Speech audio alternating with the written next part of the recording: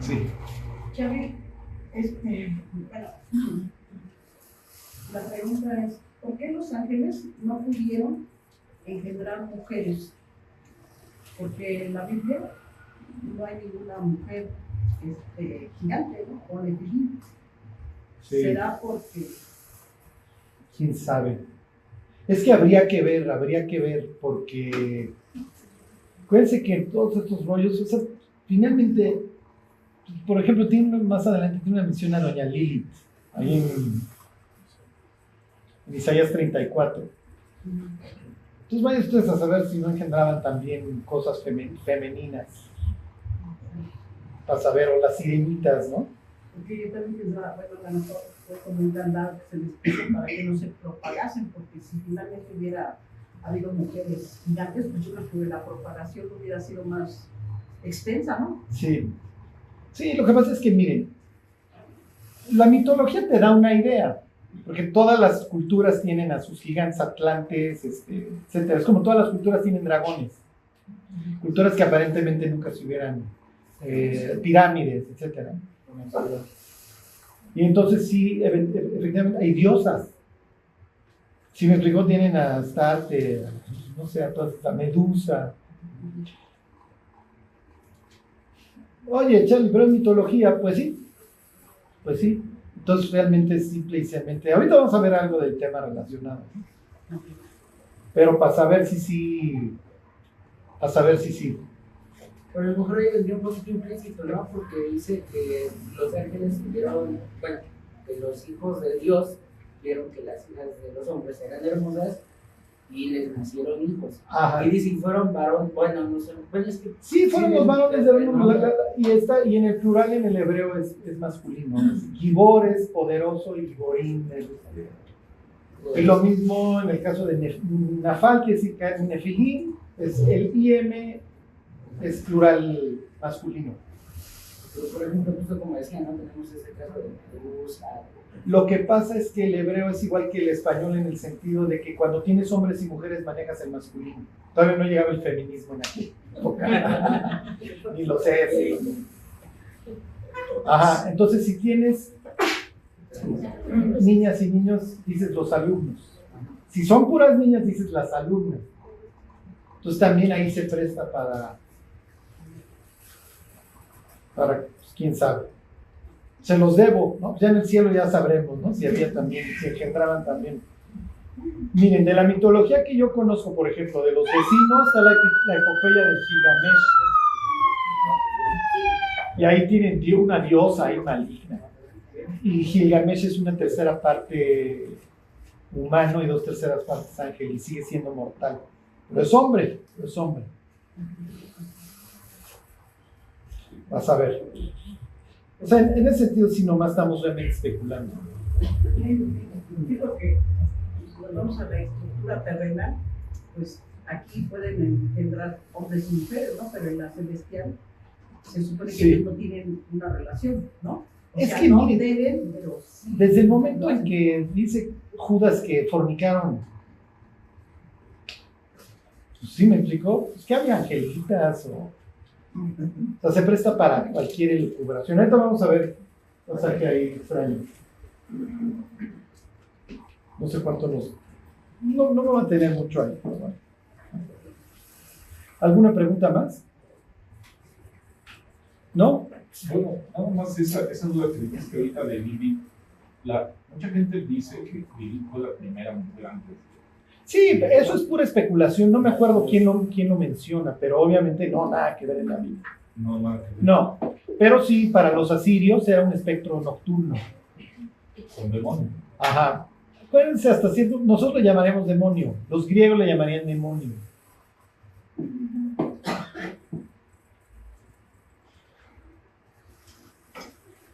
¿Ya? ¿Sí? Ok. Bueno. Nos quedamos la semana pasada, bueno, hace 15 días, en el tema de las apuestas. Les leo desde el 8:36 en manos. Ahí estamos en Bazán, ¿ok? Esto vamos a ver todo este tema. Esto sigue el mismo hilo, ¿ok? Acuérdense, O sea, mientras nos mantengamos en Cesarea de Filipo, el tema sigue bastante extraño. Ok. El mundo se ha podrido por 3 causas originales o iniciales. La caída del ser humano en Génesis 3, la mezcla con los ángeles en Génesis 6 y la rebelión humana manifestada ahí en Babel, Génesis 11. La respuesta para Dios en cada caso pues, es distinta. En un caso es la expulsión, en el otro es el diluvio y en el otro la división y la dispersión. Finalmente son golpes que la humanidad va sufriendo. ¿Ok? Y así pues, arranca la historia. En el caso de la división, la respuesta por parte de Dios para subsanar esto va a ser el llamamiento de Abraham. Pero Jehová había dicho a Abraham, vete de tu tierra, de tu parentela. Por eso es que estudiamos al pueblo de Israel. Esta es la respuesta en donde Dios reparte a las naciones, pero se queda con una nación que tiene una característica que es estéril. ¿Ok? Y se los pongo muy fácil. ¿De qué habla la Biblia? Exilio y restauración. ¿Ok? Y el sentido en el que eres exiliado es oriental, ¿se acuerdan? Entonces, Adán y Eva los echan para el oriente, Caín se larga al oriente, se bajan del arca y se van para el oriente, a Daniel me lo mandan al oriente, el sobrino Lot se separa de Abraham y se va al oriente. Bueno, aquí está Ur de los caldeos y en Génesis 10 dice que Nimrod, ¿se acuerdan? Esta especie de bestia, es el gobernante mundial, el organizador de esto. Parece que la respuesta humana para el caos es la ciudad. Por eso en Apocalipsis 16 tiene esta expresión. Y las ciudades de las naciones cayeron. ¿Okay? Bueno, Ur quiere decir llamas. Esta es la tierra prometida que está en el Mediterráneo. ¿Ok? Y Dios llama a Abraham de Ur. Lo que pasa es que él se queda acá, hace una escala acá, y luego viene la tierra prometida. Es un hombre que tiene una característica, su esposa, que es estéril, porque esa es la idea, que esta nación que yo voy a crear sea una nación milagrosa. Piensen en el nacimiento de Cristo, una mujer que no ha conocido hombre. ¿Ok? Ok, ya nace, le intento ayudar a Dios después de un descenso. Entonces, Israel nunca asciende a Egipto, siempre desciende a Egipto. Abraham desciende a Egipto y cuando regresa trae a Agar, trae toda cantidad de problemas y ya le vamos a ayudar a Dios porque Dios está fallando.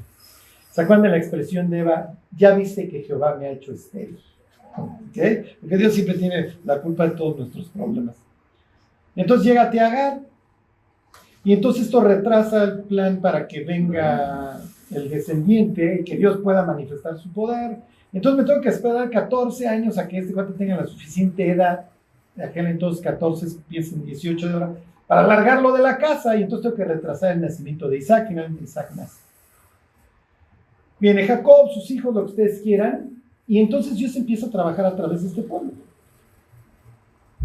Este pueblo literalmente, o ese proyecto fracasa.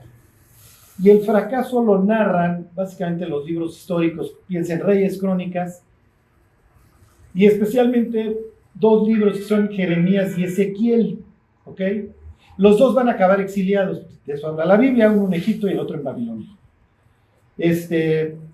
Y Jeremías habla de la destrucción, pero que eventualmente va a haber una restauración.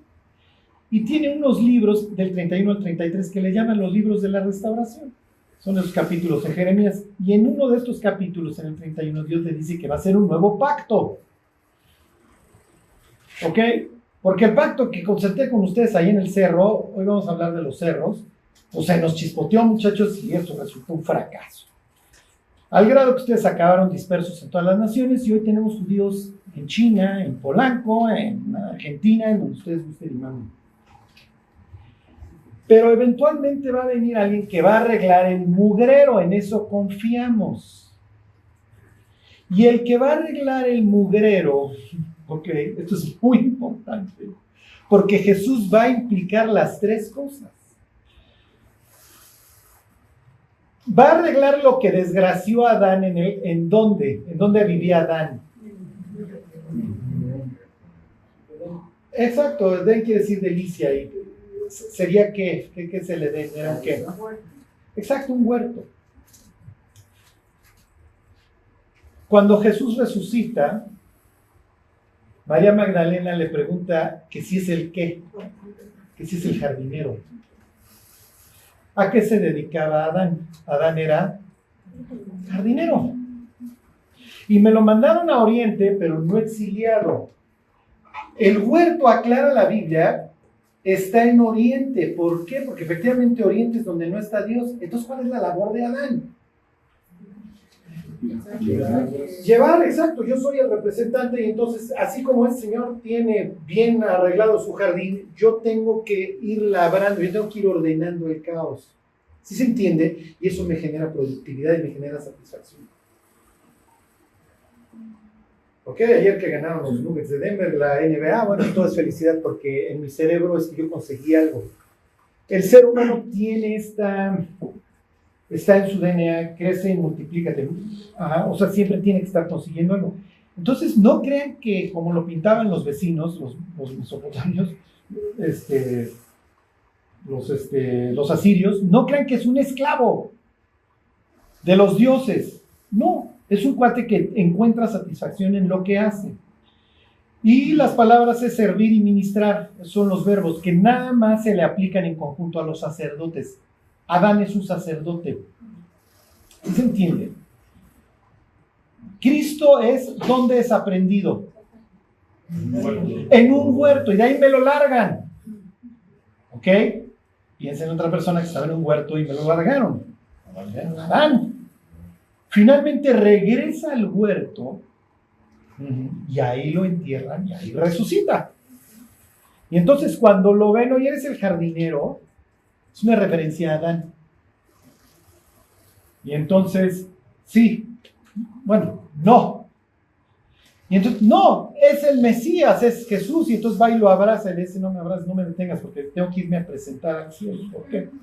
Porque soy el nuevo Adán que arregló todo el mugrero que aquel dejó y me tengo que presentar como el primogénito. Algún fruto tiene que dar el jardín y yo soy el primogénito de los muertos, yo soy el primer fruto de la resurrección. Entonces me voy a ir a meter al jardín, Dios vive en un jardín, me voy a ir a meter a su casa y le voy a tocar y le voy a decir, oye, arreglé lo que hizo. Ok. Viene el descenso de los ángeles, ahorita hablamos de eso. Y número 3, Babel. Como Babel implicó una dispersión de las naciones para que no se juntaran y siguieran edificando sus torres con esta idea de vamos a juntarlos todos contra Dios, Dios generó el pueblo chico, infierno grande, en donde todos nos cuidamos unos a otros, tenemos culturas de honor y tenemos tradiciones. Y si tú no eres de mi clan, tú eres diferente. Funcionaba. Hoy ya no existe. Hoy Peso Pluma es famoso en todo el planeta. ¿Ok? Sí, están en los hit parade de Alemania y de donde ustedes quieran. O sea, ya vivimos en un mundo único. Ya estamos otra vez en Babel. Eso es a lo que le tira. Jesús va a restaurar lo que sucedió en Babel. Entonces, ustedes llegan a Hechos 2 y encuentran una serie de naciones, partos, elamitas, medos, bla, bla, bla, que te encuentras en Génesis 10. En esta tabla de naciones. Tienes 70 en Hechos 2, tienes 70 en Génesis 10.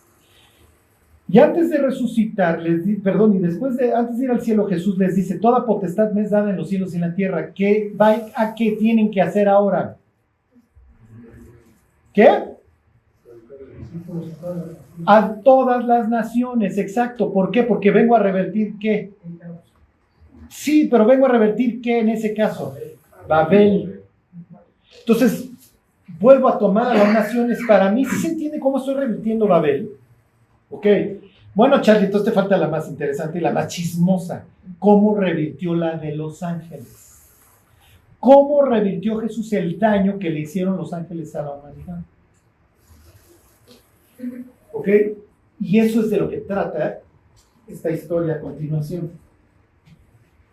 Pero para que lo entendamos, lo que va a venir aquí es una especie de introducción bastante espantosa. Y luego, ¿qué es lo que hace Cristo? Ok, lo que vamos a ver ahora en capítulo 9 es la reversión. Y luego Pablo tiene esto, acuérdense, en su cerebro todo el tiempo, porque él creció con esta ideología. Por eso le dice a las mujeres de Corinto que se tapen la cabeza por si entran ángeles a la congregación. Ok, por causa de los ángeles. Porque pues ya saben lo que pasó allá en Génesis 6, chicas. ¿Sí me explicó? Ok, Judas trae todo este rollo. Entonces habla de los ángeles, lo mismo Pedro. Segunda de Pedro, que los ángeles que pecaron y que los guardaron en el Tártaro. Para ellos es un gran rollo, porque los ángeles fueron unos catalizadores para la destrucción del ser humano. Nos enseñaron la destrucción, nos enseñaron la droga, el espiritismo, la seducción y las armas. Lo que hoy está de moda. ¿Ok? Bueno. Les doy el 36. Entonces Jesús, acuérdense, Jesús está ahí junto a una peña. Me encanta que la gente se enchila con eso, pero y dice 36, porque ¿qué aprovechará el hombre si ganare todo el mundo y perdiere su alma? ¿O qué recompensa dará el hombre por su alma? Y eso ya lo vimos hasta el cansancio los 15 días, porque el que se avergonzare de mí, de mis palabras en esta generación adúltera y pecadora, el Hijo del Hombre se avergonzará también de él cuando venga en la gloria de su Padre con los santos ángeles. O sea, ese día va a salir si apostamos bien o apostamos mal. Ok, los que apostaron por Cristo, ese día van a decir, pues aposté bien y ya regresó Cristo. Y efectivamente lo que el mundo me ofreciera no me iba a pagar el valor de mi alma. Acuérdense que implica varias cosas. Este pasaje, que tenemos un alma, número 1. Número 2, que es nuestra alma es lo más valioso que tenemos. Y número 3, que la podemos perder. Eso implica 8:36, Marcos. Tienes un alma, léase, eres eterno. Esa alma es lo más preciado que tienes y la puedes perder. Es perdible, ¿ok? No es exactamente lo que queremos. Porque algún día va a venir Dios y va a poner manotas a todos. ¿Ok? Ahora váyanse a Isaías 25. Eso ya lo vimos, pero se los hago como nada más como un remembranza. Ok, porque ahorita lo que quiero es que ustedes tengan una cosmovisión bíblica, que ustedes vean el mundo como lo ven ellos. Fíjense que nosotros somos ilustrados. ¿Ok? Nosotros diseccionamos, nosotros seríamos positivistas. Ahorita ya estamos locos, ya en un mundo postcristiano, ustedes quieren un occidente postcristiano, pero bueno. 24-21, ahí está. Dice, acontecerá en aquel día que Jehová castigará ¿a quiénes? Al ejército de los cielos en lo alto y a los reyes de la tierra, ¿en dónde? Esto es una dicotomía la misma que te encuentras en Génesis 6, los hijos de Dios y los hijos de los hombres. Aquí se va a poner manotas a los reyes de allá, hacia los ángeles que pecaron, a los ángeles rebeldes. Nosotros les llamaríamos ángeles, ¿ellos cómo les llamarían? Dioses, exactamente. En este caso, le está llamando ejército. Sí, es otra forma de cómo se llaman a los ángeles, ¿ok? Pues ese ángel quiere decir mensajero, es puesto más que persona. O sea, si ustedes le preguntaran a Lucifer, ¿tú qué eres? ¿Eres ángel? No. Van con Charlie, ¿no? Soy querubín. O sea, entre los peceros hay rutas, muchachos, ¿ok? O sea, ni siquiera eso. O sea, estoy por encima. Rebelde, obviamente. Y 24-21 me la está sentenciando. No solamente a mí, sino también a los reyes de la tierra. Entonces tengo los dos. O sea, el Mesías tiene que arreglar la doble bronca, porque tiene bronca en el cielo y tiene bronca en la tierra. No puedes tener un mundo tranquilo si tienes alguno de los dos rebeldes. Ok, lo que les voy a decir se les va a hacer bastante chistoso. Nosotros lo vivimos, pero no lo vemos. Adán convive con ángeles, bueno, con dioses, La palabra que ellos utilizarían sería Elohim, ¿ok? El Dios. Elim o Elohim. Por eso es que la plática con la serpiente no es que, ¿por qué podrá hablar la serpiente? No, hay familiaridad, está hablando con alguien. ¿Sí me explicó? Claro, la Biblia no baja de serpiente rastrera al diablo. Pero acuérdense, es como Paquita la del barrio. Arrástrate, animal rastrero. Le está hablando a un humano, no le está hablando a una serpiente. ¿Okay? No está hablando a una lombriz. Ok, entonces tienen estas dos. Cuando Dios haga su guerra con ambos, ¿qué es lo que va a hacer?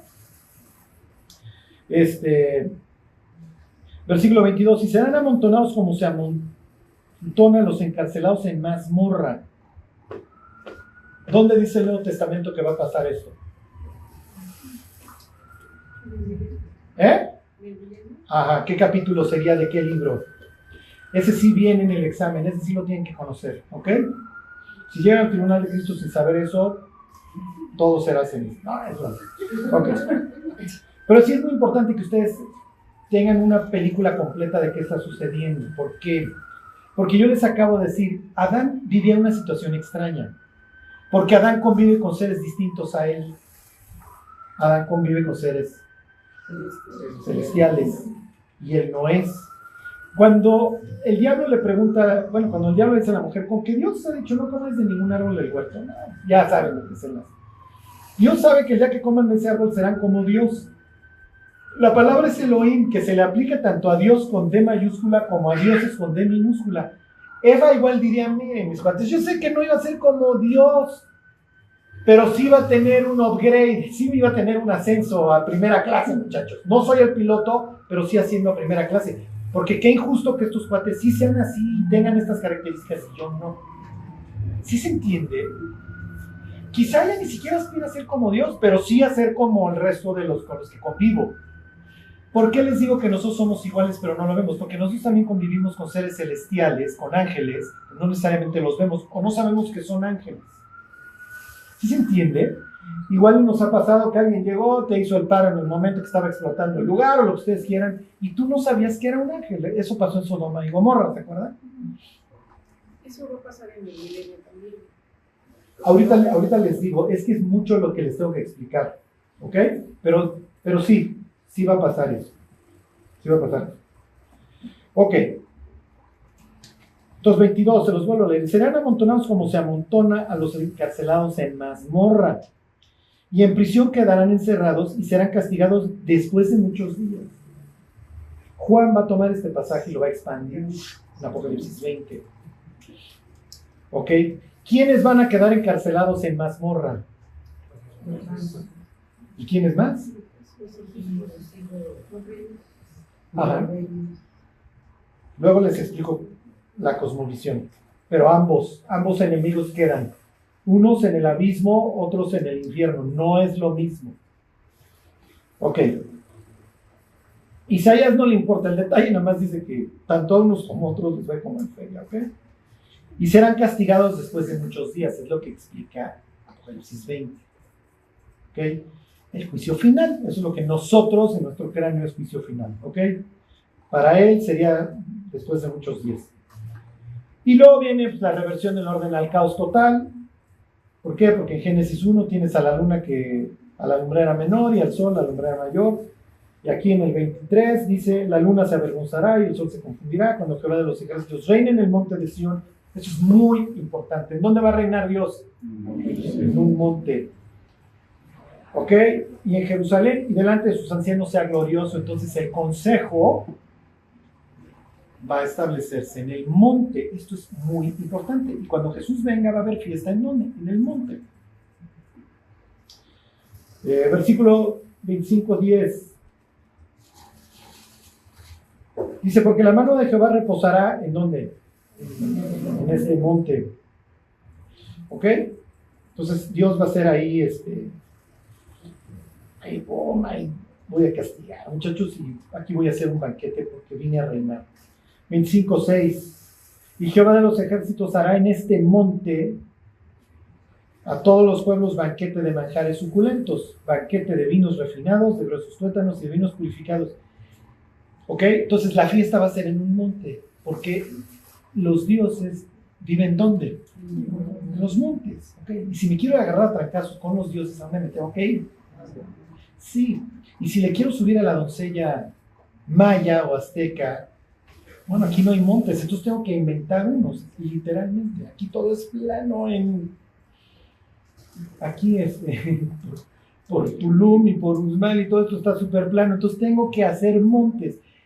Arriba me está esperando un ser extraño que se la va a devorar o no. Sería muy interesante. El caso es que suben a la muerta. ¿Qué dicen los israelitas cuando no quieren entrar a la tierra prometida? Esta es tierra que ¿qué?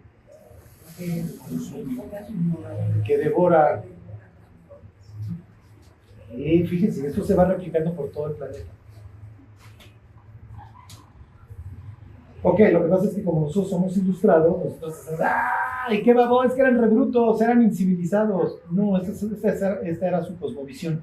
Y no quiere decir que hoy no se junten los caídos y digan, oye, ¿y si seguimos fregando a la humanidad con A, B, C, D y E? Al fin se las traen todas. Sí, vamos a hacer esto. Bueno, ¿ya se asustaron? Ok, les recapitulo. Jesús llega a Basán. ¿Quién dicen los hombres que soy? No, pues unos dicen que X, Y, Z. Ok, ¿ustedes quién dicen? A ver, échense a la alberca. Tú eres el Mesías, sí, está bien. Me voy a morir. Oye, no, espérate, no digas tonterías. El que está diciendo tonterías eres tú, mi cuate. Deja de estar fijando tus ojos en las cosas de los hombres. Entonces llama a las personas. A ver, mis cuates, cáchenla bien. Hay una apuesta. Algún día lo que dice Isaías 25 se va a cumplir y Jehová va a tener su pleito allá y pleito acá y va a reposar y aquí va a ser un banquete. Y muchos son invitados, pocos los escogidos. Esta idea del banquete mesiánico se va en todos los evangelios, ¿se acuerdan? Un hombre organizó boda para su hijo, un hombre organizó un banquete y todos se le rajan. Es lo mismo, son variaciones sobre el mismo tema, todo es lo mismo. Entonces hagan sus cálculos y a ver a quién le apuestan. Aquí nos vemos. Y les comento, aquí hay algunos que no van a probar la muerte hasta que ese día suceda.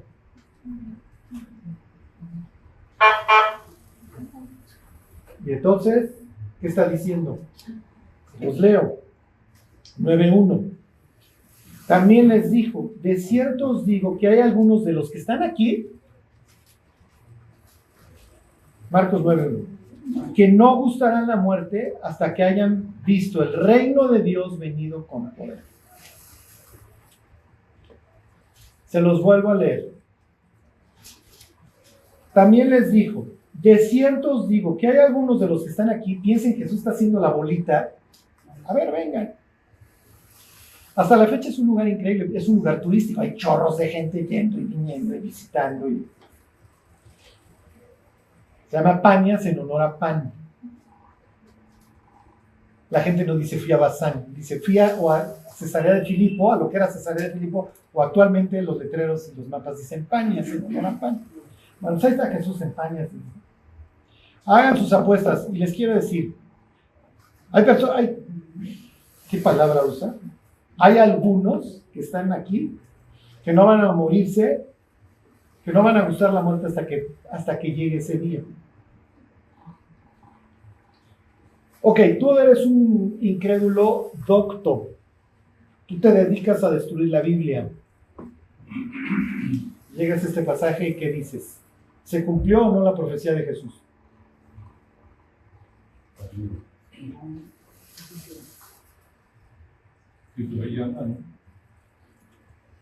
Ahora váyanse a 1 Corintios 15:51. Vamos a confundir más a su hamster, que ya de por sí lo veo totalmente ya con ojos desorbitados. Primera de Corintios 15.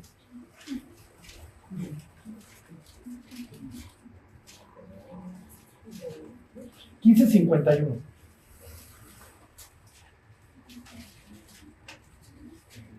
Ustedes me van a decir si Pablo es un mentiroso. He aquí os digo un misterio, dice Pablo, no todos dormiremos.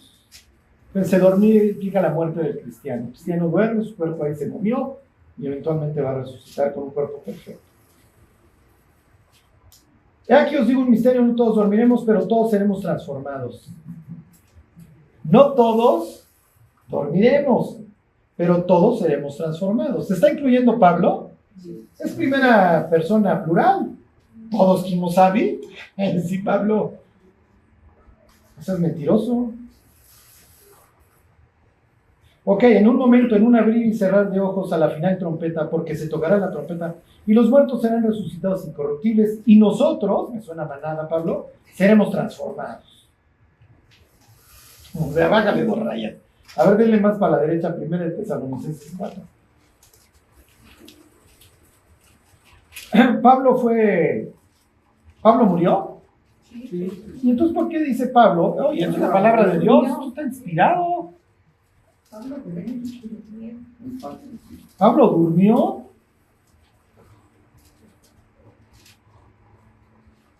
Claro que durmió. Es más, le va a decir años más tarde a Timoteo: oye, yo estoy para ser sacrificado y el tiempo de mi partido está cercano. He peleado la buena batalla, he acabado la carrera. He guardado la fe, mi cuate. Por lo demás, me espera la corona de justicia, la cual me da el Señor Jesús en aquel día. Y no solamente a mí, de todos aquellos que añoran su regreso. Ok, 4, que es 17. A ver, esta es mágica. 4:15. Por lo cual os decimos esto en palabra del Señor, que nosotros que vivimos, que habremos quedado hasta la venida del Señor, primera persona plural, se está incluyendo. No precederemos a los que ya se murieron, a los que durmieron. Porque el Señor mismo, con voz de mando, con voz de arcángel, con trompeta de Dios, descenderá del cielo. Y los muertos en Cristo resucitarán primero. Luego, ¿quiénes? Nosotros, los que vivimos, los que hayamos quedado, seremos arrebatados juntamente con ellos en las nubes para recibir al Señor en el aire. Todo el tiempo está hablando en plural, primera persona. Nosotros, nosotros, nosotros.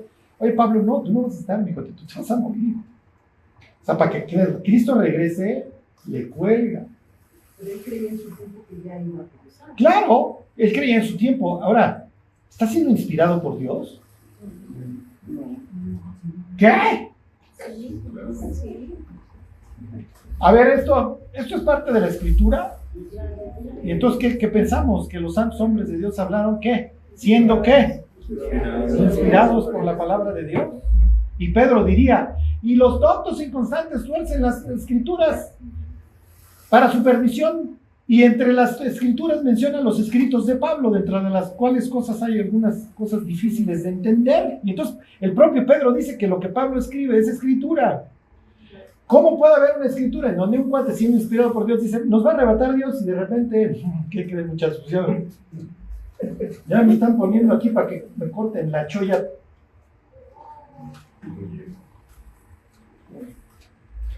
Ok, estoy siendo cruel con ustedes, ¿ok? Y de eso se trata. Tenemos que entender qué creemos. Llega el muchacho cristiano feliz a la universidad, y ahora sí voy a poner pintos a todos. Y en el segundo round ya lo destrozaron. Porque creemos que inspiración es... No, inspiración es que Dios me está yendo a escribir esto.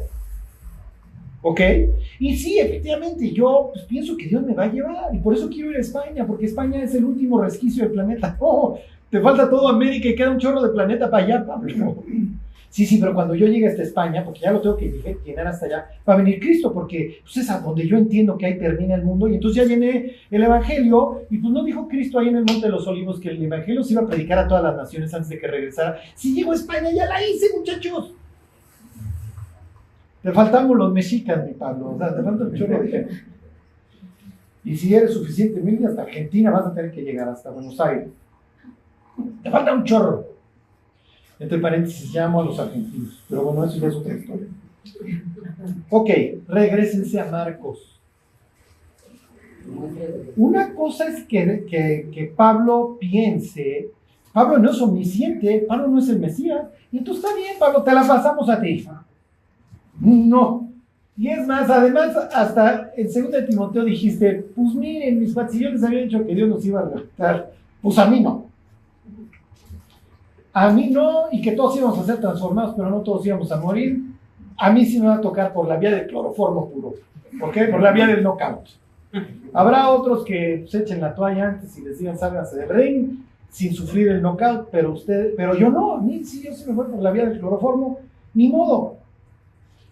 Ok, te la pasamos a ti, Pablo. Y efectivamente estás siendo inspirado por Dios. Dios te está guiando a que tú escribas esta carta y efectivamente nos inspira a esperar este evento, etc. Está bien, qué bueno. Pero a ti, Jesús, no te la vamos a pasar, ¿eh? Tú sí no puedes decir que hay algunos que están aquí vivos sin que hayas regresado.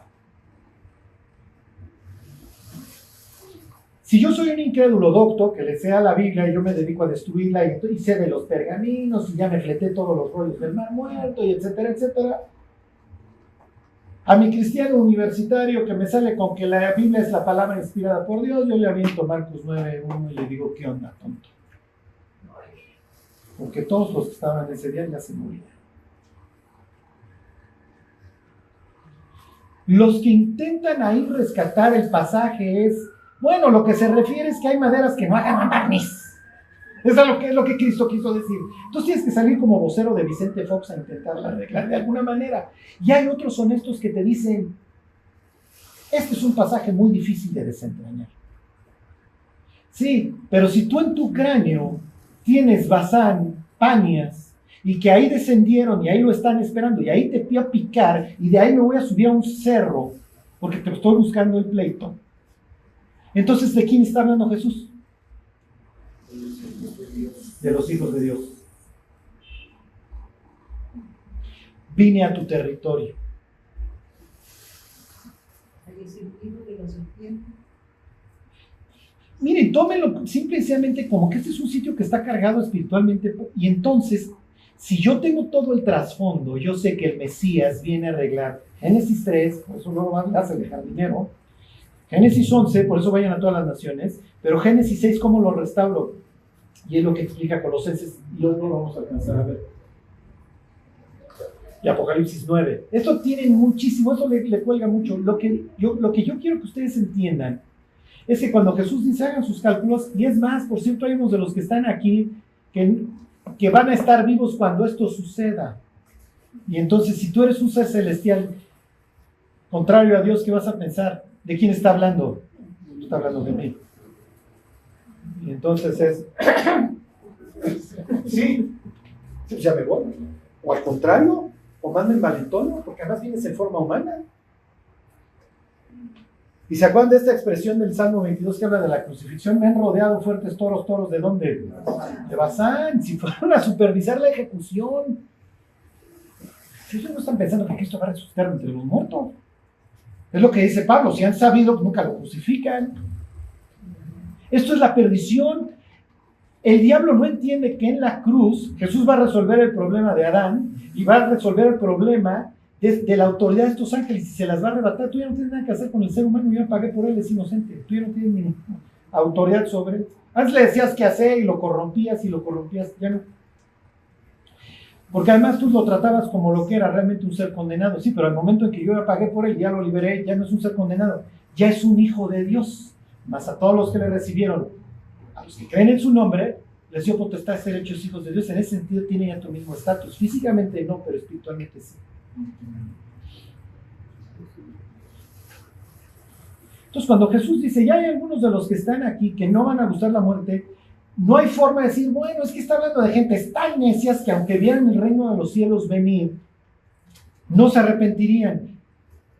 ¿No? Pues sí, o sea, puedes usar esta expresión, no, aunque viera a Cristo regresar no se arrepiente. Sí, puede haber gente así, pero no es lo que está diciendo en el pasaje. O sea, el pasaje es muy claro. Jesús está diciendo, ¿hay aquí gentes? Bueno, no gentes, hay aquí algunos que no van a gustar la muerte hasta que esto suceda. Y si yo tengo el trasfondo de los ángeles caídos en Bazán, que es lo que tiene el auditorio completo, que estoy contra las puertas del infierno, el Mesías viene a arreglar el descenso de los ángeles, les viene a arrebatar, y es lo que dice Colosenses. ¿Ok? ¿Qué es lo que va a hacer Jesús a continuación? Versículo 2. 6 días después, Jesús tomó a Pedro, a Jacobo y a Juan y los llevó aparte solas a un monte alto.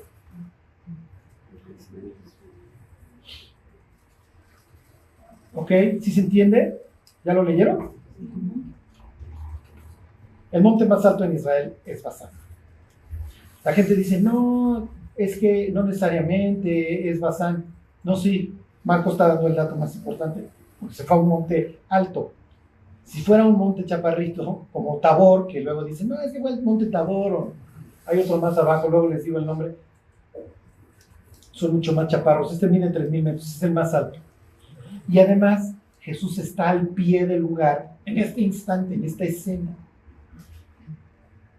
Si yo no tengo el trasfondo de los ángeles caídos, pues mira, simplemente está diciendo que hay maderas que no tienen barniz. Y se subió a un cerro después. Vete tú a saber para qué. Porque no tengo la cosmovisión de estos tipos. Cuando yo entiendo qué es lo que está sucediendo aquí, entiendo por qué sube a un cerro. Ok, y concretamente a ese cerro. Hay un salmo que literalmente lo dice, ahorita lo leemos. Ahora ese a Números 22.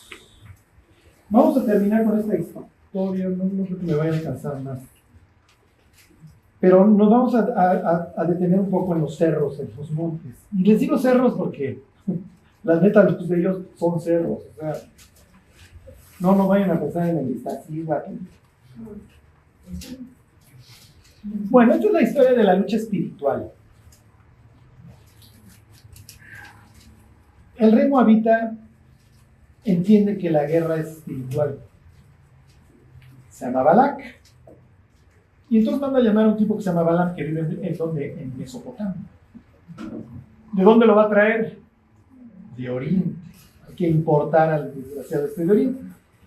Por la razón que ustedes gusten y manden, este es un profeta verdadero, conoce a Dios y Dios se comunica con él. Está medio apartadón, que espiritualmente no anda muy bien. Y entonces Balac le dice, lo manda a llamar y le dice, oye, mira, hay un pueblo que salió de Egipto y la lucha fue bastante agreste contra los dioses de Egipto y los pusieron manotas a todos sus dioses.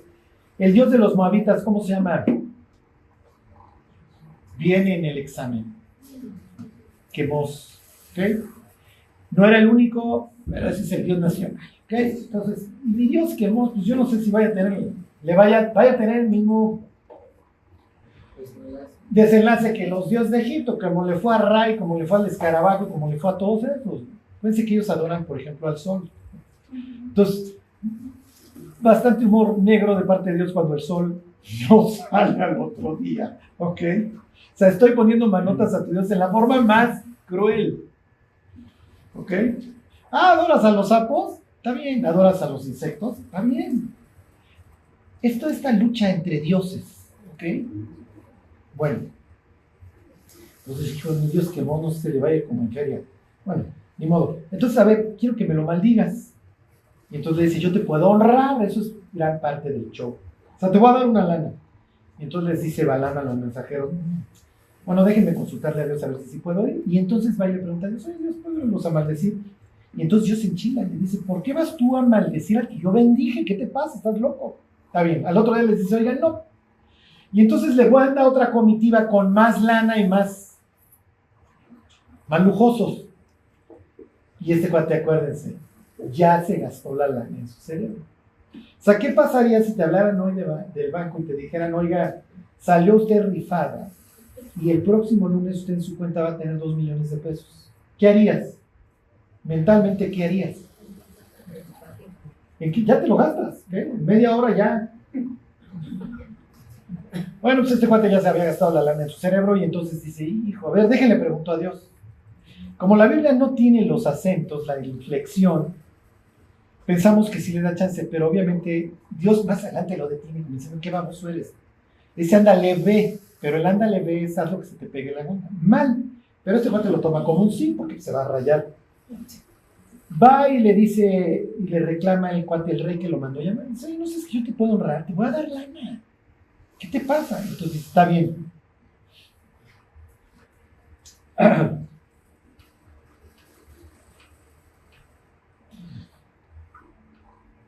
Les leo 22:36.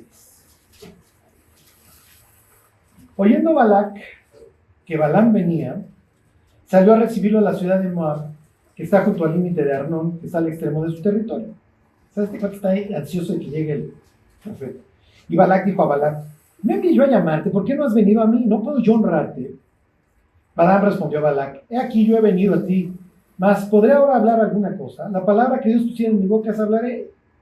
Y fue Balaam con Balac y vinieron a Kiriat-Huzot, y Balac hizo matar bueyes y ovejas. Y envió a Balaam y a los príncipes que estaban con él. Hizo un pachangón. La misma expresión en un contexto similar se utiliza cuando Josafat va a visitar a Acab. Entonces dice que Acab hizo matar bueyes para Josafat porque lo quiere incorporar a su maldad. Bueno, versículo 41, aquí está lo importante. El día siguiente, importante para efectos de este caso, Balac tomó a Balaam y lo hizo subir a Bamot. Bemot en hebreo quiere decir alturas. Baal quiere decir Señor. Entonces vamos a las alturas del Señor, mi Dios, ¿ok? Y desde ahí vio a los más cercanos del pueblo.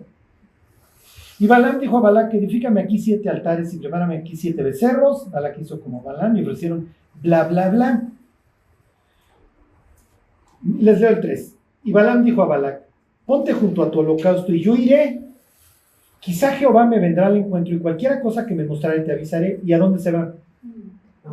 Y se va a un monte. Porque ¿dónde me encuentro con Dios? En un monte. Ok.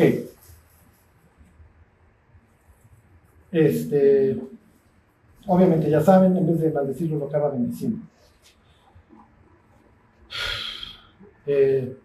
Versículo 15, 23-15.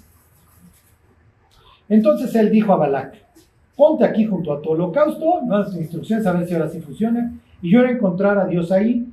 Y Jehová salió al encuentro de Balaam y puso palabra en su boca. Nuevamente la idea es que se lo encuentra en un monte, en un cerro.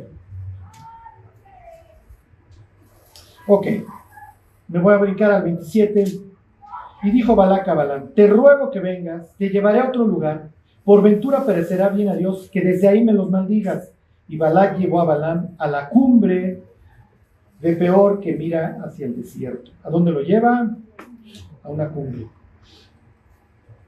Esa es la idea, porque los dioses viven en los montes. Ahí es donde me encuentro. ¿Dónde se encuentra Moisés con Dios? En un monte. ¿Dónde le entrega los mandamientos? En un monte. ¿Dónde le enseña el diseño del tabernáculo? En un monte, porque ahí nos encontramos. Ahí es donde yo vivo, en el monte de Sión, y es lo que dice Isaías: cuando yo venga yo voy a vivir en un monte. Los montes implican estabilidad, por eso es que yo vivo ahí. Les enseño 2 versículos y les digo una última historia y nos vamos. Digo, nada largo. A ver, váyanse.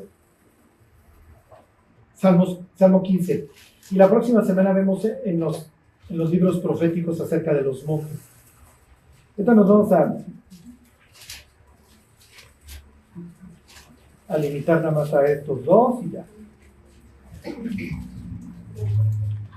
Los montes implican 2 cosas. Es inaccesible, Dios habita en luz inaccesible, y estabilidad. ¿Okay? Como es estable el lugar, ahí voy a vivir y ahí voy a poner a mi consejo. Lo acabamos de leer en Isaías, ¿se acuerdan? Ahí voy a estar con mis ancianos. Ok. ¿Qué les dije? Salmo 15. Ok, entonces viene esta pregunta del ascenso, porque pues vamos a ascender, así como este cuate asciende a buscar a Dios al cerro. Salmo de David. Jehová, ¿quién habitará en tu tabernáculo? ¿Quién morará en dónde? En tu monte santo. Y entonces ya el íntegro, el otro. ¿Okay? Porque yo sé que si quiero vivir contigo tengo que ascender, porque tú vives en un monte. Ok, los montes traen estabilidad. Vayan al Salmo 90.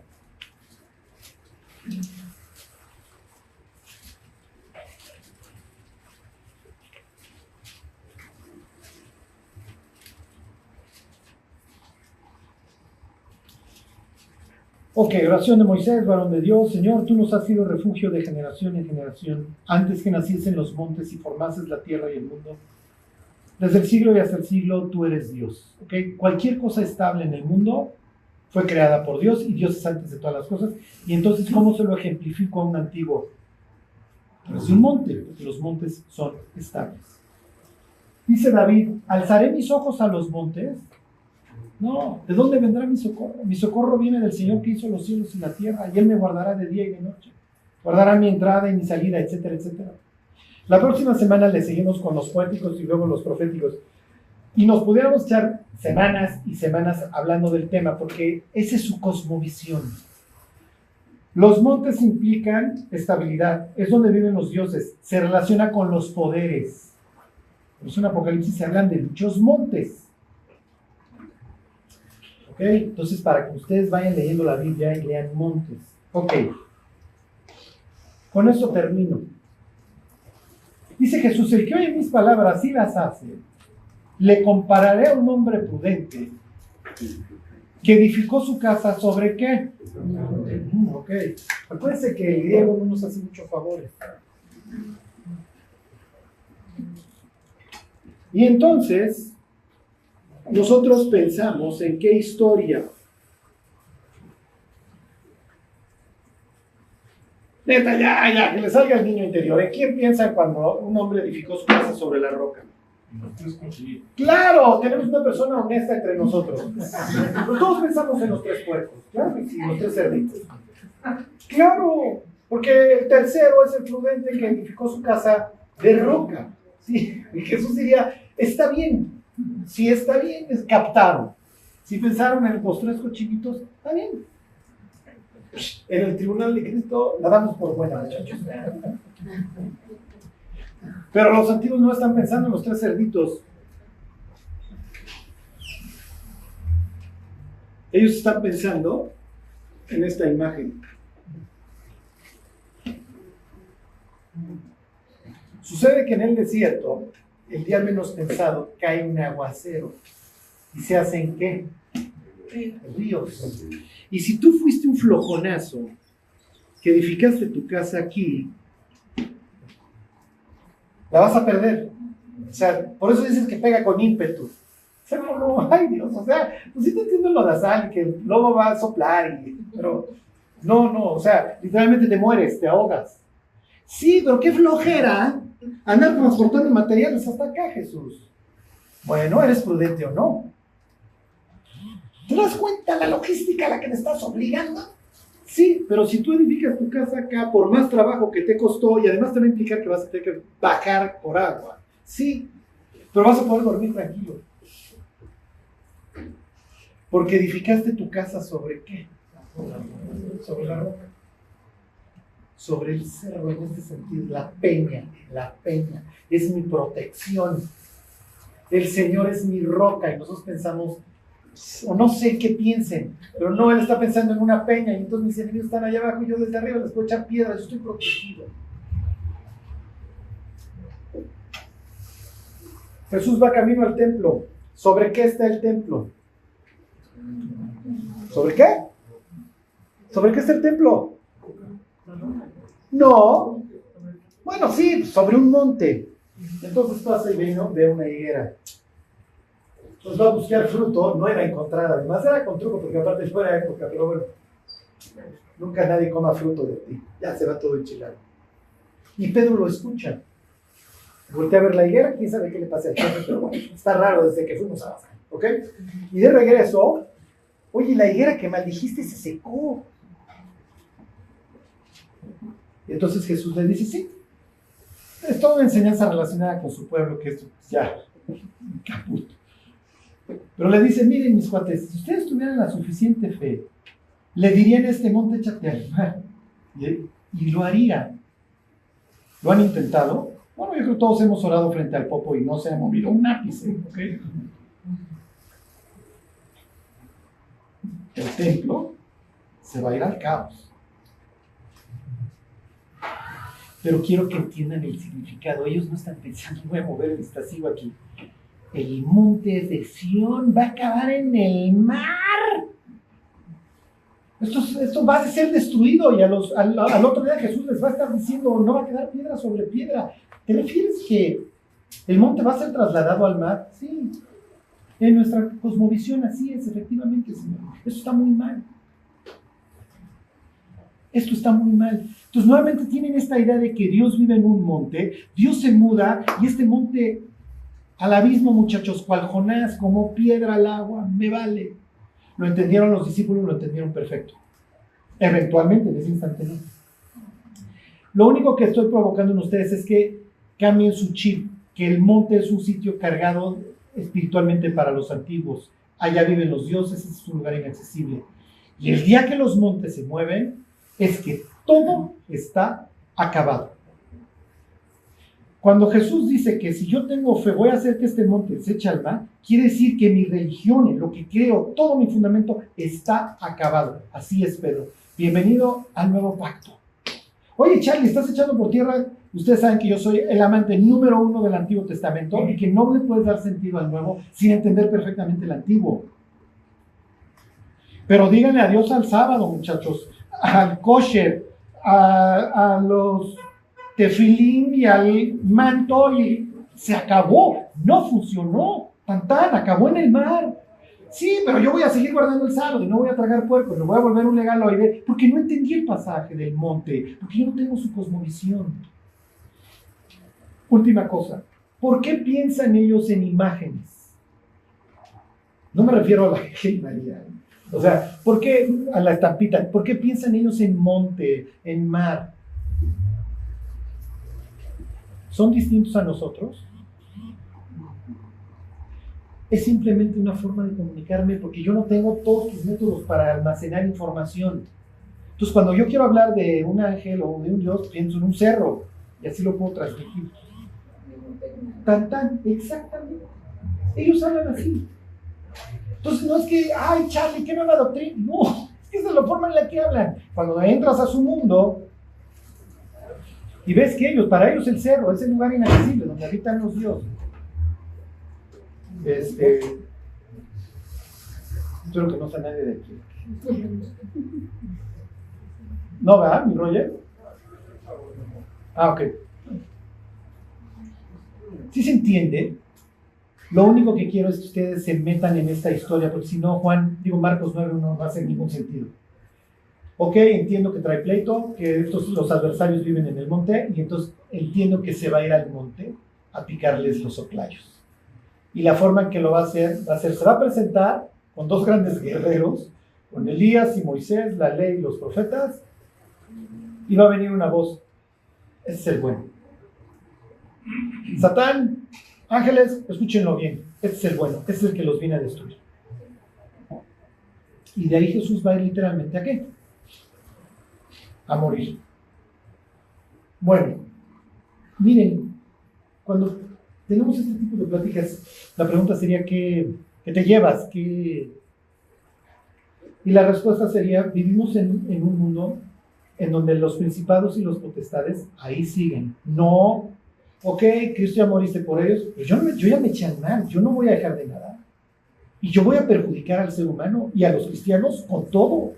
Y los voy a confundir, y los voy a hacer que pongan sus ojos en las cosas del mundo, se vuelven mundanos, que vean la serie, que no te busquen. Voy a destruir sus vidas. Porque cada alma que yo me lleve al infierno, a la mazmorra, como dice Isaías, a mí fue una ganancia, una pérdida para ti. Eso es como ellos lo ven. Entonces, que no nos vayamos con las cosas del mundo. Es muy atractivo y vamos a tener una lucha diaria. Por eso es que Cristo, antes de echar todo este rollo, dice, carguen la cruz, mi cuate. En el sentido de, les va a doler. Cuando ustedes tengan el placer y me voy por la libre y me vale a seguirme, muchas veces les va a doler. Porque la fácil, por eso es la fácil. La puedes hacer aquí. O puedes tomar la difícil. Bueno, vamos a orar y vamos a rogarle a Dios que no nos permita tomar la fácil. Sí. ¿Podemos orar por Marco Polo, Flores Reyes, para su descanso? ¿Dónde está? Ya voy a decir. Bueno, miren, les tengo noticias. Ya no hay nada que hacer, ¿eh? Lo que haya hecho. Por eso es en vida. Por eso es en vida, acuérdense. Bueno, pues vamos a orar y nos vamos. Dios, te queremos dar gracias por tu palabra, Señor. Ayúdanos, Dios, a no perder de vista el futuro que tú has preparado para nosotros, Dios. Dios, que no seamos cortoplacistas, que no nos vayamos en el mundo que ha ido construyendo el diablo y sus ángeles. Ayúdanos, Dios, a sostenernos como se sostuvieron los antiguos, como viendo al invisible, Señor.